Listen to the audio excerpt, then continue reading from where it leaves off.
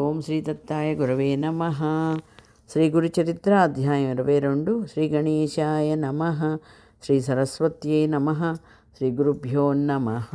ప్రస్తావన 22, 23, 24 అధ్యాయాలలో ఈ క్రింది విషయాలను విశదపరుస్తాయి. త్రిమూర్త్యాత్మకుడైన సద్గురువు సర్వసమర్థుడు. ఆయన వాక్కు పరమేశ్వర శాసనమే. శ్రీ అక్కలకోట స్వామిలాగా శ్రీగురుడు కూడా మాట మాత్రం చేత ఒక గొడ్డు బర్రెను పాడిగేదిగా మార్చాడు.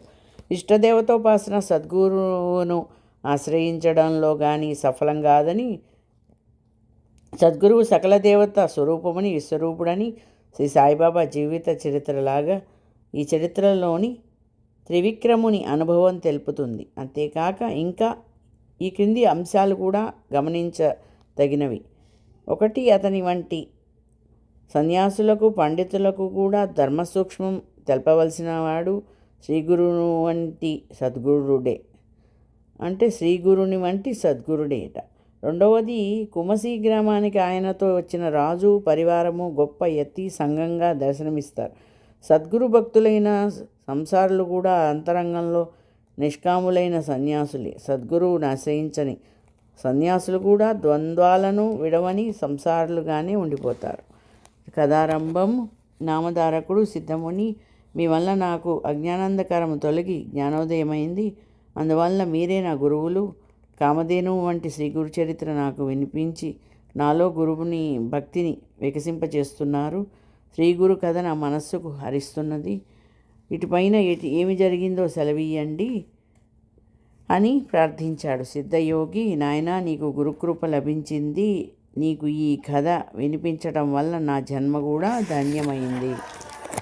అటు తర్వాత శ్రీగురుడు ఈ గంధర్వపురం చేరి భీమా అమరజ సంగమంలో నివసించడం వలన ఈ క్షేత్రంలో అపారమైన మహిమ వెల్లడవుతున్నది.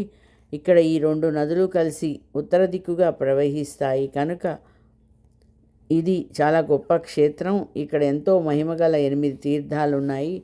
ఇక్కడ కూడా శ్రీగురుడు అదృశ్య రూపంలో నిత్య నివాసం చేస్తున్నారు.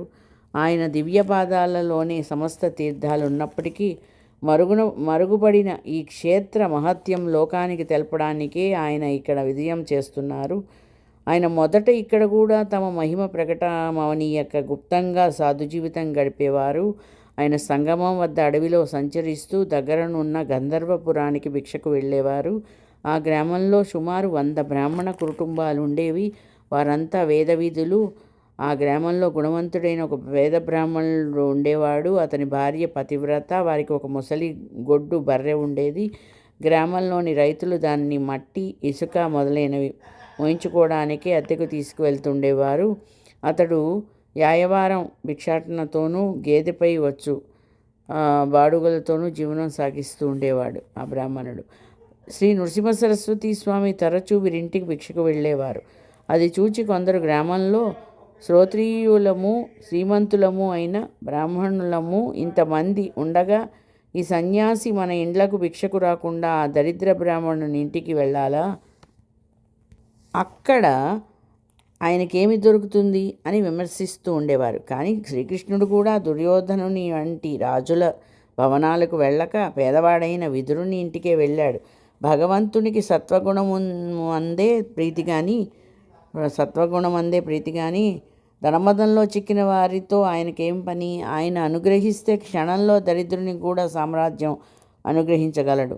ఆ విషయంలో ఆయన మహిమ యందు బ్రహ్మలిపి కూడా మారవలసిందే.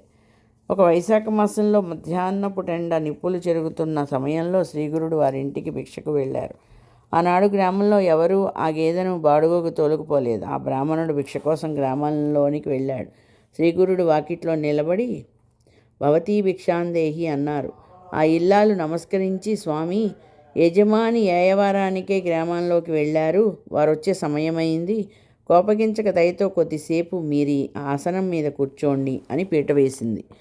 శ్రీగురుడు పీటపై కూర్చుని చిరునవ్వుతో, నీ భర్త వచ్చేదాకా ఆగడానికి సమయం లేదు. మాకు భిక్షే ఇవ్వనవసరం లేదు. మీ ముంగిట ఉన్న బర్రెపాలు కొంచెం ఇచ్చినా చాలు అన్నారప్పుడు ఆమె, స్వామి, ఇది గొడ్డు బర్రె. ఒక్కసారైనా కట్టను లేదు, ఈనను లేదు. ఇప్పుడు ఎంతో ముసలిది. పళ్ళు కూడా ఊడిపోతున్నాయి. దీనిని బరువులు మోయడానికే ఉపయోగించుకుంటున్నాము అన్నది. శ్రీగురుడు అదేమీ పట్టించుకోక ఎందుకు ఈ వట్టి మాటలు అయినా పాలు పితుకు చూస్తాము అన్నారు.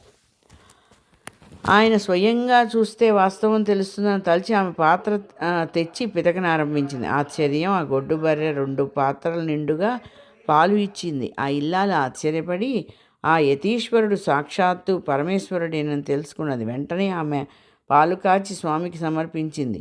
శ్రీగురుడు ఆ పాలు త్రాగి సంతోషించి, అమ్మా, మీరు అఖండ ఐశ్వర్యంతోనూ పుత్రపౌత్రులతోనూ సుఖించగలరు అని ఆశీర్వదించి సంగమానికి వెళ్ళిపోయారు. తర్వాత ఆ బ్రాహ్మణుడు ఇంటికి వచ్చి జరిగిన వింత తెలుసుకుని భార్యతో కూడా సంగమానికి వచ్చి స్వామిని పూజించాడు. తర్వాత వారికి స్వామి ప్రసాదించిన వరం అక్షరాలా ఫలించింది అన్నారు సిద్ధయోగి. శ్రీదత్తాయ గురవే నమః. శ్రీపాద శ్రీవల్లభాయ నమః. శ్రీ నృసింహ సరస్వతీ నమః.